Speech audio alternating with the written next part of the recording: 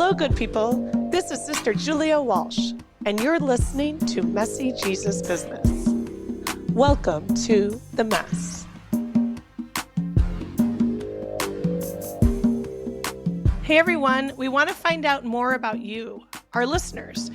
Please take a quick minute to go to the show notes, click the link to our survey, and fill out the form that the link takes you to. It won't take very long, and the information is going to be so helpful to us at Messy Jesus Business. Thank you. And now, on to the show. I'm here with Mark Longhurst, who is a writer and ordinary mystic. He is a member of the new monastic Community of the Incarnation and works as the publications manager at the Center for Action and Contemplation.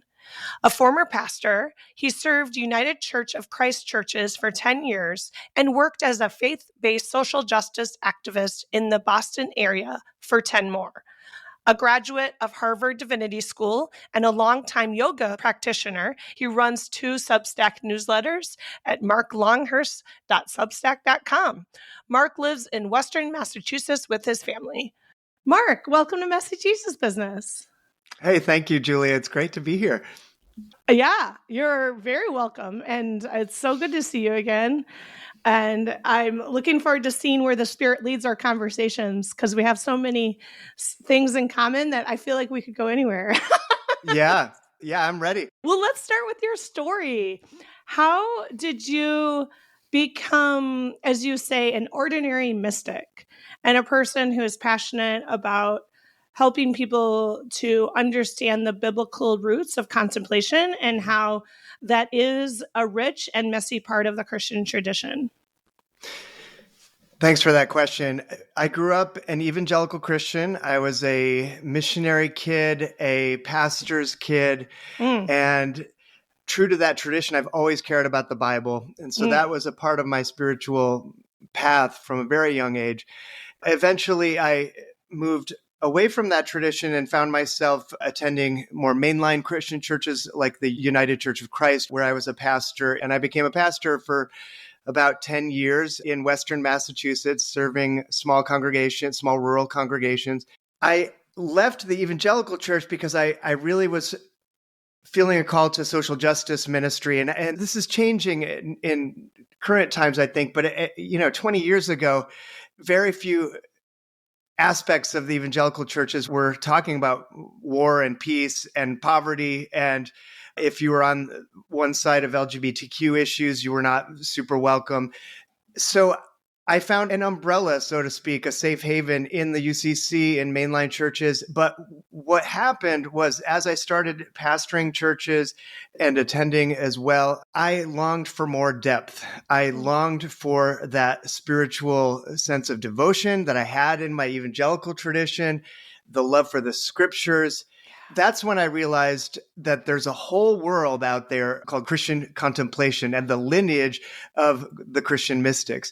Through workshops and authors, etc., I've been gradually studying, apprenticing myself to the Christian mystics. And it's an exciting time, I think, because folks like me who have a job and a family can learn the riches of the Christian mystical tradition that were previously really only available and taught to cloistered monastics. But now we can journey with such mystic seekers in our regular, ordinary lives. So that's my path, is to marry the passion for God that the mystics have and that evangelicals have, and the passion for social justice that the mystics have and that mainline Christians have sometimes had with my spiritual journey. I'm curious what it was like for you when you discovered that this was part of the Christian tradition. I think I'm hearing there that it wasn't sort of... Yeah. Great question. How did it happen? And what sparked your passion for this? I sometimes like to joke that church history, at least when I was growing up as an evangelical Christian, was sort of Jesus, the disciples, and then Martin Luther, John Calvin. And we skipped like 1,500 years. I'm sure that's more nuanced in various places now. But it took me learning from some Catholics and going to a few retreats with Catholic teachers, authors. My first retreat was with Richard Rohr on the true self and false self at a Catholic retreat center in Connecticut. I was definitely the only evangelical there, and I was probably the only person under 50 who wasn't Catholic there, to be honest. But I immediately felt a big world opening up for myself of, wow, Christianity is so big, and so many people have journeyed under this tent of Christianity. And my gosh, there's so much more to learn. So that's how I discovered it. And then I just kept going. I'm wondering if it was part of your experience that you had to unlearn some things. And did you feel a sense of anxiety or threat as there was this transformation away from that tradition into the depths of church history and the contemplative tradition? Oh, yes. I would say that my journey is just one of constant failure and suffering, and then finding greater depth and God's presence in the midst of it. I've always sort of asked questions at the edges of whatever group I'm a part of. The college I went to was an evangelical Christian college. I was always hanging out with the people who were doubting a little bit and reading world literature that was bringing up edgy questions. Dostoevsky's The Brothers Karamazov was my favorite because of the three different brothers characters, and one's an atheist. It felt very edgy to ask questions of doubt. So I think doubt was probably the first experience of that suffering, feeling like, gosh, I don't know how I belong here. I don't know. I'm experiencing anxiety because I'm having these thoughts that I shouldn't be having. I had real anxiety about the experience of doubt in my faith. But staying with those questions did open up greater possibility. And I could share one other example. It was experientially discovering the mystics really happened when I went through a painful personal suffering of divorce about 20 years ago. I was married for about a year. We met well. It just didn't work out. But that really was an experience of, oh gosh, because when you grow up evangelical, divorce is not an option. You think that you're going to be with that person for the rest of your life. And so just having things not work out, having life initiate me in that way is what really led me not to just intellectually seek greater depth in the Christian tradition, but there was a sense of need and desperation. God, I need something more if I'm gonna, still find meaning in this tradition. So, Mark, what I'm hearing there is that you didn't doubt the goodness of God, but in the search for understanding of the truth of who God is, you had questions that caused you to doubt a belief system. And then in a situation of pain, of crisis, of being a broken human, you felt a shift in not only your understanding of how God was in relationship with you, but in your own identity. But it sounds like you were steadfast in your understanding that God was good and with you. Well, I would say at certain points, I didn't believe that God was good, but I still prayed. Oh. But I still asked God for help and believed that there was a loving presence. So both existed in my prayer life and in my psyche. That's why I love the Psalms so much, because the Psalms create the spaciousness to really be angry at God, to doubt God, but also in the context of, I need you, God, and I'm angry. Damn it. Yeah. And that paradox, what you're describing there is ultimately so much of the experience of the contemplative, isn't it? Yes. And when we're doing contemplation, we are attentive to what we're feeling in our bodies, what's running through our minds, and how ultimately we are each living contradictions in every moment, but the opposing experiences of the moment are not canceling the other one out. It is ultimately a non-dual both and space, isn't it?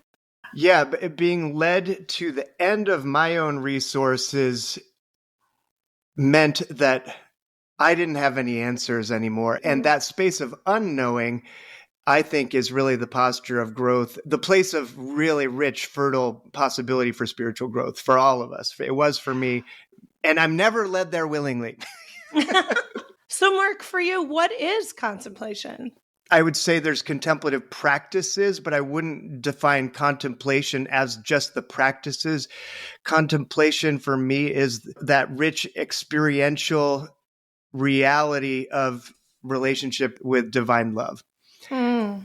So the practices would be whatever helps plug me into that current of love. Sometimes they're the more formal practices of, morning, evening prayer, meditation sits, but it also could be walking with my dog. Sometimes I tend to be very sort of rigid and I'm going to do my practices, but like taking a break and being like, actually, I'm just going to hang out with the kids and my wife right now. And that's part of my orientation to a contemplative, ordinary mysticism, I guess, is how I'd put it. I love how you're saying that. And it reminds me of a conversation I had with another Catholic sister who's about the same age as me. She's very, very disciplined in her prayer life and how she structures her day. She wakes up at the same time. She goes to an early morning mass. She comes home. She eats her breakfast, goes to work, comes home, runs, prays some more. And she was marveling with me about like how she wishes she weren't so rigid about it. And she's trying to be more flexible and like afraid that her rigidity is like getting in the way. And I was like, well, I look at that and I'm just admiring your discipline so much. And I wish I had a little more. I keep trying and I struggle with it. And, last week in my prayer, I was finding myself saying, Julia, it's okay if you don't wake up in time to go to mass. You have to honor the fact that you're a person who struggles with a regular sleep cycle. And that's part of your prayer too. And then this past week, I've been like, no, I'm going to daily mass every day, And so it was like this constant dance, I think, with not only the divine and our ideals, but also our desires and who we hope we're becoming and the need to accept who we truly are, right? Oh, yes, that is contemplation. Yeah, that's beautifully said. Well, I know you have beautiful insights too. You've written this book. Congratulations on the Holy Ordinary. I regret that I have not yet read it. I'm eager to. So why don't you tell me all about it and what you expect readers to glean? Sure. Yeah. I wrote this book really as a way of figuring out how to be a parent, a professional, and have a love for the scriptures and feel a call to a really deep spiritual quest. I consider myself not having arrived anywhere, but just exploring the spiritual journey and following explorers. And I view the mystics as explorers, but I also view my friends and colleagues as explorers as well.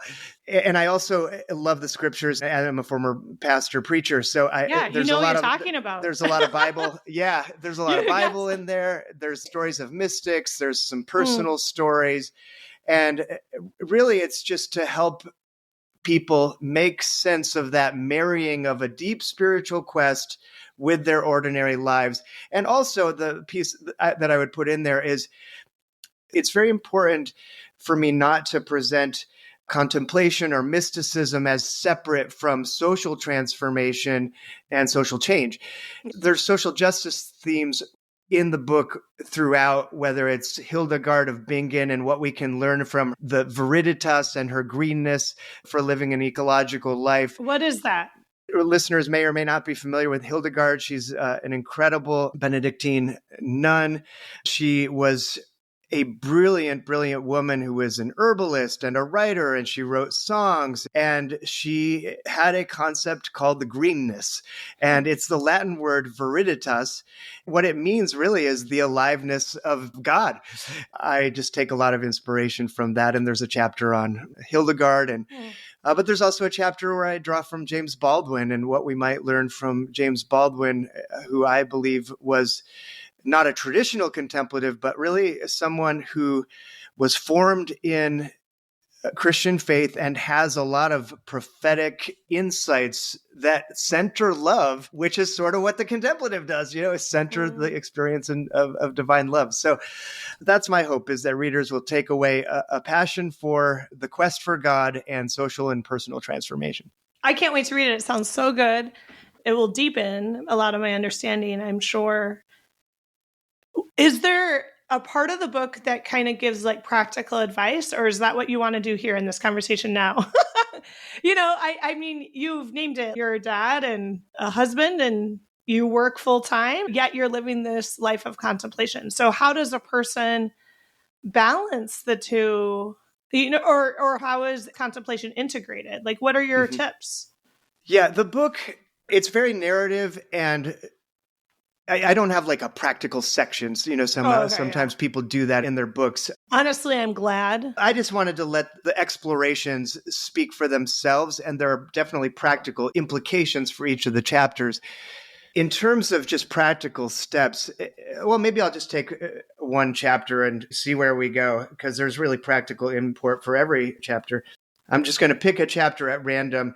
And while I'm doing that, really just want to give a plug for another book that feels in the same quest is Ordinary Mysticism by Mirabai Starr that just came out, and I read it, and it really has a lot of practical implications. I dream of having her as a guest on the show sometime. Oh, yeah. So one story that I tell, and this is the chapter called Recognize God in All Places. That's an insight of the mystic, is there's no separation between sacred and secular. God is in reality, not separate from reality. And so I share a story from just growing up an evangelical Christian and my love for music, because I don't know if your listeners come from this tradition or not, but when I grew up, there was the secular music that didn't sing about Jesus, and then there was the praise music, Christian music that did sing about Jesus. And I actually went to a very conservative fundamentalist boarding school. Oh, wow. Where we were not allowed to listen to anything basically that didn't sing about Jesus. So, okay. Can I guess? You were into DC Talk. Oh, yeah. I saw DC Talk. I saw all those people. Yeah. Michael W. Smith. Oh, yeah. Let's see. I could keep going. Yeah, yeah, no, totally. my first concert was Jars of Clay. Oh, my gosh. And I went with the Lutheran and Baptist youth groups in our little town. And we, took a bus 2 hours away. And oh, man, I was so into it. There's such a spirit and a joy. And I felt so alive in those spaces, right? So how does this connect for you? Yeah. At least in my experience, it was an either-or choice between the sacred or the secular. In 1994, this is dating my age, but I went to a youth conference with all those bands that you just named. And I participated in a mythic ritual that is known as destroying your CDs and tapes that were secular. I've heard about those. So I broke my, my Pearl Jam, my Nine Inch Nails, all the things.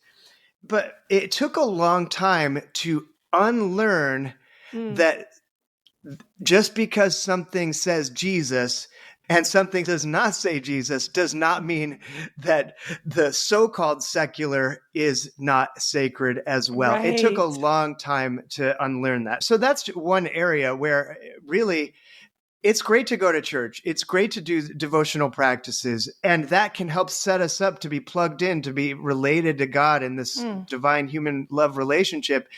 But the rest of our lives is sacred as well. And if my practice is not opening me up to the rest of life's sacredness of everything else, then I really think it's beside the point, because reality is very big, which means God is very big and messy too, as your podcast says. Yeah, yeah. As you say that story, it's reminding me of how the first time I heard of Jars of Clay was actually on this rock station in Northeast Iowa, Rock 108, rawr, that I remember my brother listened to in the car. And it was like too much heavy metal for me to love. But anyway, then one day we were just in the car and the song, I don't know, one of the Jars songs came on and he's like, Julia, I think you'd like this band. This is Jars of Clay. Because I was conscious in being impacted and confused by that tension that I was observing of people who were resisting things that were sacred and secular, right? Or wanting to compartmentalize and not blend. My reaction was not like, oh, cool, I love that song. But it was like suspicion. And I was like, oh no, it's on Rock 108. Are they mocking a Christian band? Why are they doing this? it took me a while to realize, like, no, it was just a cool radio station that played good music, right? Including some Christian songs every now and then that people might not recognize as Christian immediately. And that's fine. And like, that is definitely a dynamic of how we can sometimes go to this, what some people label as dualism, right? Of like, it has to be either this or that. You need to make choices. And it sounds like what you've discovered as your faith deepened, as you integrated the lessons of scripture with the mystical tradition, is you came to know the messy both-andness of it all, right? Yes. Yeah. Absolutely. What is that like for you? The both-andness of the secular is now sacred. There isn't a separation. And how is it for you to deconstruct that old way of being and thinking? Or are you still working at it? I do think that deconstruction happened. Okay, cool. You know, I'm in my 40s and I've been through deconstruction. That doesn't mean that there won't be another cycle of deconstruction. But I did go through a major period of doubt, deconstruction, and really wondering, like, how could I be a Christian? I would say many years to be able to say that I'm happily, passionately a Christian, not a lot of angst about it, but going through those experiences of doubt. Just to give one example, in my 20s, I just came to the belief that I don't really believe in the sacrificial atonement of Jesus as a punishment, that God punished Jesus. And that's a central tenet for a lot of evangelicals. Jesus had to die for our sins, right? Yeah. And now I actually think I can affirm the cross as an expression of love, but my whole theology has changed around what that meant. And rather than God being mad at me and Jesus paying the price, God would have killed me if Jesus hadn't have died. You know, it assumes this wrathful God. Yeah. And the impact on me was just anxiety all the time, whether God loves me, you know. But now I can affirm the cross as an expression of God's love, the lengths God will go to love us in our woundedness, in our broken, in our messiness. And that's just one example of just many situations that took a lot of unlearning, unwinding, deconstruction, anxiety, and study. You know, I went to seminary. Yeah. And the reconstruction. And that's where the mystics have really come in, as well as contemporary historical studies of how can I still be a Christian and even affirm some of the historical doctrines. I've turned out pretty orthodox, even though I do have a, little bit of a heretical bent. But I'm glad you brought up like atonement theology as an example, because as a Franciscan, that's something that's especially important to me. And when I was learning the Franciscan intellectual tradition, I was so relieved to learn that I don't have to believe that's why Jesus died on the cross. Like, it's not heretical. Yeah. And in fact, as the Franciscan tradition teaches, we believe our redemption came through the incarnation. It wasn't through the cross. The cross is, as you say, an expression of God's love. It is a way that we know Christ entered into solidarity with us in our suffering and pain and sorrows and took all of that on. But we can just rejoice in the fact that it was God coming into this world and deciding to enter into the mess of this world and humanity and the human experience. That is what redeemed us. Yes. I'm with you, friend. I had to unlearn and relearn myself. And I've experienced great joy and, liberation actually on the other side of that too. And yet, maybe because cultures are immature, the faith traditions that people are raised in, people would prefer to be dualistic, black and white in their thinking, right? Instead of seeing this narrative that's like arc that's got ups and downs and ebbs and flows, right? There's something about a simple sorting that we desire as humans, and the complexity is too risky and messy for us. That atonement theology is centered so much in Christianity. So what is your experience about how to proclaim this good news, is that it's the incarnation that has freed us? Thanks for articulating the Franciscan option so beautifully. That's good news. That's going to make my life liberated and free. Right. I mean, Jesus already saved us. We are swimming in redemption right now. Yeah, God's not mad at me, like. And do you have any ideas about how to shift Christian culture Yeah. and institutions so that this reality or this different and also true theology gains more of a centering? Yeah. It's like, what does evangelism look like if it's not salvation from a threat? Yeah. Then maybe we wouldn't need jails and prisons. Yeah, exactly. Because you're already intuiting and saying that our theology is connected to our politics. Mm-hmm. If we believe in a punitive God, we're more likely to believe in a punitive criminal justice system. If we believe in a punitive God who wants to separate the good and the evil, then we make border walls. Yes. And we defend them. We defend borders and we construct a closed society instead of an open one.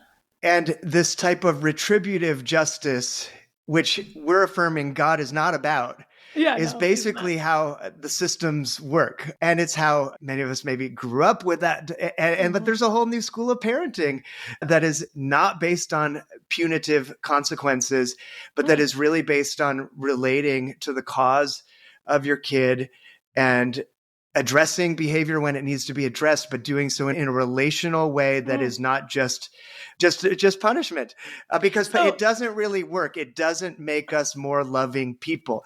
Now, I'm not a parent. I'm curious for those who are listening who are parents and get frustrated with their children and maybe react to their behaviors. And what's your experience taught you about how to be living in a way that shares God love, even within your own family system? Yeah, that's a beautiful question. How can I live this good news of incarnation from the most ordinary moments of my life? And it's really like an invitation to aliveness, I think, like the viriditas that I was mentioning. And I'm certainly not a parenting expert. I just have learned through failure and not doing it right. But maybe parents will resonate. I just don't think punitive parenting works that well. I'm not saying there should never be consequences for behavior, or accountability might be a better word to use, but prioritizing relationship rather than consequence, punishment, and just putting the relationship center, because maybe that's what God does, is put the relationship at center. I can come off as too severe sometimes. I'm a 1 on the Enneagram. I like to do things right. And if it's not done correctly, then I can get frustrated. I can also get easily angered. And whenever I approach situations with my kids or really anyone from that sense of I'm right and I must correct what's wrong, it just doesn't really work out that well. I mean, sometimes it does, but usually not, and often at cost of relationships. So how can I be in relationship with my family and not have to be right? It sounds like what you're aiming to do by centering relationship is surrender your power and to even accept your powerlessness, since you don't know what to do sometimes. You can't have control over the situation, and you just have to recognize like you are part of a dynamic and you're in the mess along with other people who are trying to figure out how to navigate a hard thing, Yeah, that's like the open-handed gesture that symbolizes the essence of contemplation. My hands are open. I'm not in control. And damn it, I really want to be in control most of the time. And so that's why I say I'm not a natural contemplative. It comes to me in difficulty, but gradually I can open my hands and release the situation. Is there a playfulness in it for you? Oh, Is sure. That what I'm hearing? Yeah. The title of the book's The Holy Ordinary. And a lot of my time when I'm not working and writing is spent playing with my kids, whether it's soccer or whatever sport. But finding moments of playfulness through the day. So all parents have the opportunity to discover that playfulness. And if I'm too stressed out or I'm too controlled about what should happen, then I'm going to miss out on that playfulness. But honestly, sports have helped me with this because my kids are really into sports, and I didn't grow up as a jock. For me, it was like you sort of had to choose whether you're into music or the arts. And once you choose one, it's sort of like too late. But my kids are into sports, and I love like watching games. I love watching live games. We live by a great college with live sports. I watch the Celtics on TV. I'm a big Celtics fan. And that has helped me loosen up and find a sense of just playfulness, back to that sacred secular, not praying, but maybe I am praying because I'm loosening up and I'm experiencing joy. And, I'm cheering for a team. It doesn't really matter, but it's fun, Yeah. So I was just going to say, is contemplation playful? It sounds like it is for you. Not naturally, because that's my personality doesn't go there, but eventually, I do believe God graces me with playfulness, and maybe that's a fruit of contemplation. Others, I'm sure, are more playful than me, and I can learn from that. I'm a little too serious, I think, sometimes, but absolutely, playfulness is a fruit of contemplation. And maybe we can even say, think of the Trinitarian exchange of love, Creator, Christ, Spirit. There's a playfulness that is a part of even God. And I think when we're playing, we're participating in the playfulness of God. Beautiful. Amen. I would love to hear you talk about what discipleship is for you. And I'd also like to explore how living the gospel is messy. I love your questions, Julia. Thank you. Discipleship, I experience it as this contemplative exploration that I think I've been talking about. And basically the same as formation, because it's not like you're formed as a Christian. You just are a part of ongoing formation. And I can tell you're part of religious life, even though you're technically not. You know what I mean? Yeah. Like you're so influenced by it. Yeah. Yeah, totally. As you mentioned, you read my bio in the beginning. I'm a part of a new monastic community called the Community of the Incarnation. And we share a rule of life together. In community, it's a dispersed community, and we meet online and meet in person for various retreats and such. But that commitment in community to formation is really a part of my ongoing discipleship. And we check in with each other, if I haven't been doing like a brief examine, at the end of the day, like I'm going to tell somebody, and that's great. If I have no experience with the works of mercy or the cries of the earth and the cry of the poor, then I'm going to be in dialogue with somebody about that I'm struggling with that. I'm living too much of a privileged life. So that's what discipleship means for me, is to be in community and to be committed to a path of contemplative exploration. I love it. That's beautiful. When you brought up exploration before, I wanted to mention to you how happy that makes me, because as a vocation minister, I am oftentimes encouraging people who are searching for clarity about their call to not figure it out, to relax in this quest to have to make a decision or try to read the clues about what God's plan is for them. And instead to start thinking about it more of like, you're here to explore things and make discoveries. As you try things on, you discover what gives you joy and what drains you, what feels healthy and feels like a fit, and what feels like you're forcing yourself into something that you're not. It is, for me, much more liberating to think about discipleship also and through the lens of like exploration and discovery, and like, oh, where's God taking me now? Instead of about trying to figure out exactly what the next thing is I have to do. It puts too much pressure on oneself. Yeah. It's much more fun and exciting and interesting to think about it as far as discoveries that way. Yeah. And so what I hear you saying is like, it's discovering what brings joy, discovering that aliveness. Veritas again. Yes, veritas. And if discipleship was just the quest for aliveness, not the quest for, narcissistic self-satisfaction, but real aliveness for thriving and flourishing. Isn't that a wonderful? Do you think that's what Jesus meant when he said, come and follow me? I do, because he was always speaking about this bigger realm, this bigger picture of God's realm that was thriving for everybody. Yeah. That was loving for everybody, justice for everybody. But as we've mentioned before, it's messy. God is Yes. messy. The reign of God is messy. Yes. Living in a way that doesn't separate sacred from secular, but blends it all together is messy. and yet we're here to proclaim the good news, to build up this, do you call it reign of God or kingdom of God, where there truly is peace and justice for all people. What are you discovering, Mark, about the messiness of gospel living? Similarly, as I don't think we can separate sacred and secular. We can't separate our brokenness from our holiness. The holy ordinary. Yeah, I have some thoughts on that topic too. Yeah, good. Oh, I wish we had more time. I would love to dialogue. And that's spiritual bypassing. If we are ignoring our woundedness, the shadow work that needs to happen, you can use that scary word sin, which I just interpret as the ways I'm less than loving. Right. Harming relationship, or yes. Not being true to the goodness of your nature. Yeah, and sinful structures that do not perpetuate love and thriving and justice. If a real reckoning with just who I am and the brokenness of both myself and reality is not a part of my everyday experience, then that's not the gospel either, because the gospel, it meets us where we actually are.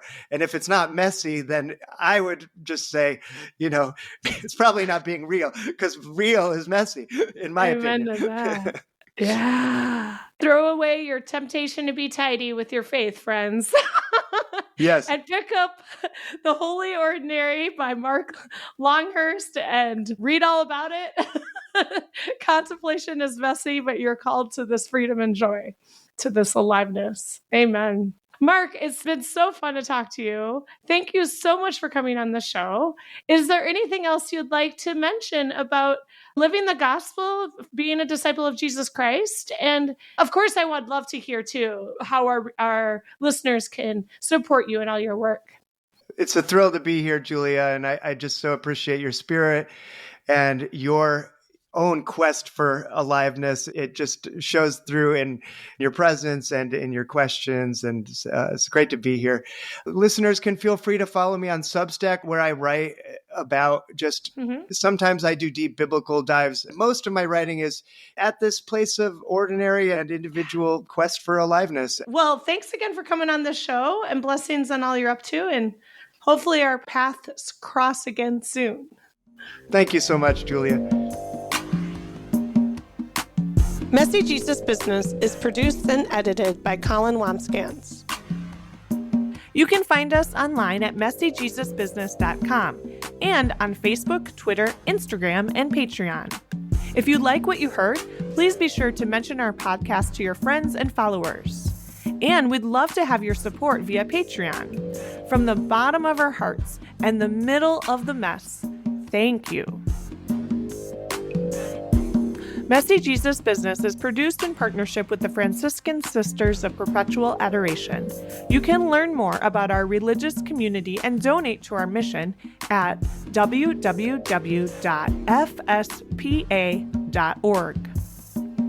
I'm Sister Julia Walsh, and I'll catch up with you next time. Until then, peace and all good.